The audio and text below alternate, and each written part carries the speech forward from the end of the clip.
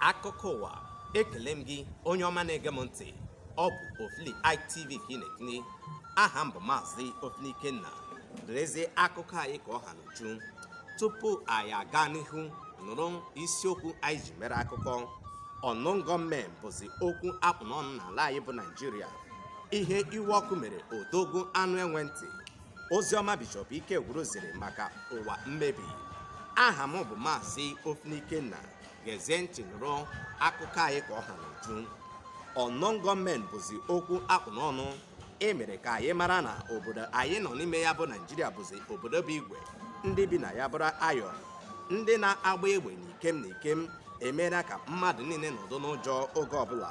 Anyị were jiri ohere a ayọ ọha na eze dododo ka anyị bụrụ ndị ga-enye aka ịhụ na na-echekwa ndụ, akụ na ụba na ihe niile gbasara ndụ oge niile. Ka anyị fie ịsa n'anya ma mara na obodo anyị nọ n'ime ya jupụtara n'ihe egwu. Mara na ndụ adịghị abụọ. Bụrụ onye inye aka n'ebe nwanne gị nọ na n'ebe obodo gị nọ. Ihe iwe ọkụ mere odogwu anụ enwe ntị abụrụ na ihe nwute nyere ezinụlọ a. Akụkọ mere ka anyị mara na o buru na isi ya ma na-arụ aja mgbe ọ chọpụtara na oke nọ n'ụlọ ya bụ enyi oke nọ n'ụlọ Alhaji Magaji. Mgbe ndị nta akụkọ anyị na-agba ya ọchịchị ọnụ, o mere ka anyị mara na obi adịghị ya mma ma ọrị, dịka otu obi esilo wee dị ụmụ ntorobịa mma maka kepụkepụ a na-anụ maka Twitter. Onye ọbụla na-ene anya ma na-eke ntị ka a mara ihe a ga-ekwu oge ọzọ gbasara Twitter, maka na onye isi ala ekwugo nke nọ ya n'obi. Ụmụnne m ọ dị mma. Oziọma Bishọp Ikegwuru ziri ụbọchị Okeke gara aga. Bishọp Ikegwuru kwupụtara ọtụtụ ihe dịka mmụọ nọ ya n'ime si wee gwa ya. Mbụ, o kwuru na ndị ntorobịa mara na ụwa anyị nọ n'ime ya abụrụ ihe ndị oyibo kpọrọ do or die affairs. Ọ yọrọ ọha na eze dododo ndoriko ka anyị mara na ofe dị ọkụ ga-emesịa jụọ oyi, ma mara ka anyị ga-esi wee na-ebi ndụ n'ụbọchị nke ikpeazụ a. Ọzọ dị ka ibe ya bụ ka ụmụ ntorobịa were ya nwayọọ na-ese ihe a kpọrọ anwụrụ nakwazi ndị na-agba mkpụrụ mmiri, n'ihi na o nwere ọtụtụ ndị isi ha anaghị ebudo ya.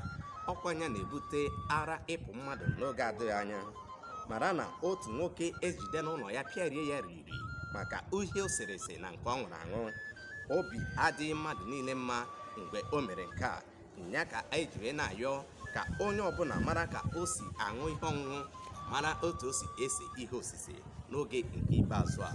Nchịkọta ọgbakọ obodo otu obi mere. Ọgbakọ malitere n'elekere 10 nke ụtụtụ mgbe ọnwa Maachị gbara mkpụrụ ụbọchị 7 n'ime afọ anyị nọ n'ime ya. N'ime ọgbakọ a ka ha kwurupụtara ihe obodo kwesịrị ime ka udo na ịhụnanya na agamnihu bụrụ ihe ga na-agbasa obodo. Mbụ, ha kwuru na nne na nna ga-agba mbọ ịhụ na ha zụrụ ụmụ ha nke ọma ka ha bụrụ ejiamaatụ n'ala anyị. Ọzọ bụ ka mmadụ niile bụrụ ndị na-agba mbọ mgbe kwesịrị chụọ ewu ojii n'ehihie.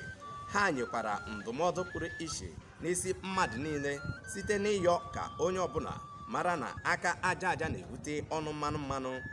Onye gba bọọlụ ọracha oroma anaghị eji ụtụtụ ama njọ ahịa. Biko ka anyị ghara iji ọnọdụ anyị nọ n'ime ya maọbụ ọnọdụ ala anyị bụ Naịjirịa nọ n'ime ya kpebie na ọ ga-adị mma ọzọ. Nwee okwukwe na ọ ga-adị mma ọzọ. Ebe a ka anyị na-ewetara gị akụkọ ụwa taa n'isi njedebe. Ị gakwala anụ olu m ọzọ na ọ bụrụ na o jiri ọkara gafee elekere 10 nke ụbọchị afọ na-abịa.